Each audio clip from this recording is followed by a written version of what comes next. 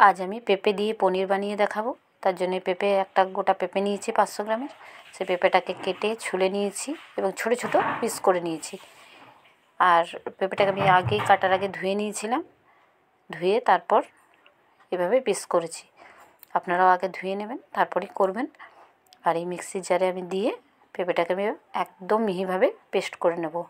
আর এতে আমি কোনো জল ব্যবহার করব না। যদি আমার সেরকম দরকার হয় তখন আমি 1 থেকে 2 চামচ ব্যবহার করতে পারি, তার বেশি কিন্তু জল ব্যবহার করা যাবে না। আর আমি বাটার সময় দেখলাম আমার একটু অসুবিধা হচ্ছিল, তাই আমি 2 চামচের মতো জল ব্যবহার করেছি পেঁপেটা বাটার জন্য।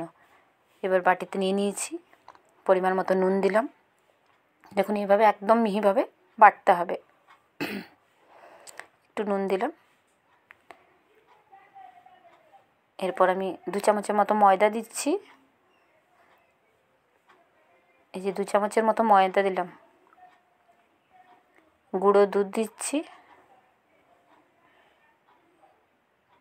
এটা 2 থেকে 4 চামচ আপনারা দিতে পারেন।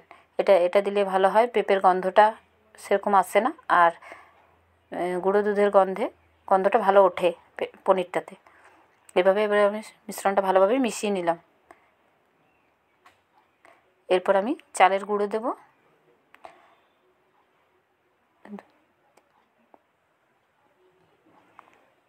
পাঁচ চামচের মতো আমি চালের গুঁড়ো দিলাম। আপনারা পেঁপেটা বাটার পর একটা বাটিতে বা একটা জায়গাতে নিয়ে দেখে নেবেন কতটা পেঁপে বাটা হচ্ছে। সেই অনুযায়ী আপনারা কিন্তু সব জিনিসের পরিমাণগুলো দেবেন। কারণ আমি এটা আমার 1 বাটি ছোটো বাটিতে হয়েছে বাটার পর, তাই আমি হাফ বাটির মতো চালের গুঁড়ো ব্যবহার করলাম। এবার এটাতে আমি স্টিম করতে দেবো, তাই এই প্লেটটাতে, ছোটো থালাটাতে আমি তেলটা একটু ব্রাশ করে নিচ্ছি, এতে পনিরটা উঠতে সুবিধা হবে। আর আপনারা সব কিছুর পরিমাণ যদি ঠিকঠাক দেন তবেই কিন্তু পনিরটা ঠিকঠাক হবে। যে এইভাবে আমি থালাটাতে দিয়ে এবার একটু হাত দিয়ে এভাবে চেপে চেপে বসিয়ে দিচ্ছি, এতে করে ওপরটা প্লেন হবে। একটু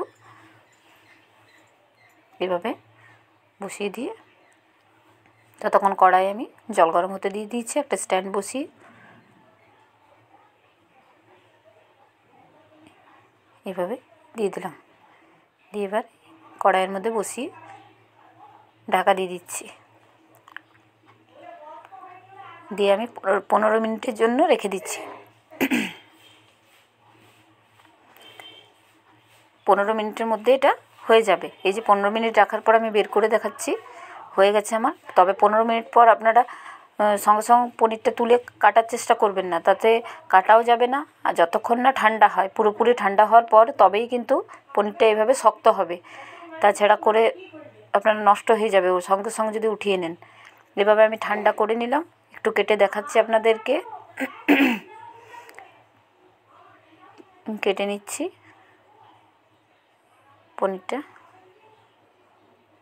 আর একদমই ঠান্ডা করবেন, আর যে পরিমাণ আমি বললাম সেই পরিমাণ অনুযায়ী দেবেন, তাহলে ঠিকঠাক হবে। আর চালের গুঁড়োটা যখনই পেঁপেটা দেখবেন তার অর্ধেক পরিমাণ কিন্তু দেওয়ার চেষ্টা করবেন, তাহলে ঠিকঠাক হবে। আর আমি একদম ঠান্ডা করেই দেখালাম। এই যে তখন দেখতেও কী সুন্দর হয়েছে, একদম পনিরের মতো। এবার আমি ছোটো ছোটো পিস করে কেটে নিচ্ছি। এই যে কিছুটা কেটে আমি আপনাদের দেখিয়ে দিচ্ছি কীরকম হয়েছে দেখুন। আর গন্ধটাও খুব সুন্দর বেরোচ্ছে ওই গুঁড়ো দুধ দেওয়ার কারণে। এই যে দেখুন কী সুন্দর হয়েছে। এভাবে আপনারাও বানিয়ে রাখতে পারেন পেঁপের পনির। তবে আমি যে পরিমাণ সব উপকরণগুলো বললাম সেই অনুযায়ী যদি করেন তাহলে ঠিকঠাকই হবে। এভাবে বাড়িতে করতে পারেন। তবে চালের গুঁড়োটা দেবেনই, ময়দা চালের গুঁড়ো পরিমাণ অনুযায়ী আপনারা দেবেন, তাহলেই খুব সুন্দর হবে। এভাবে আমি করে রেখে দেবো।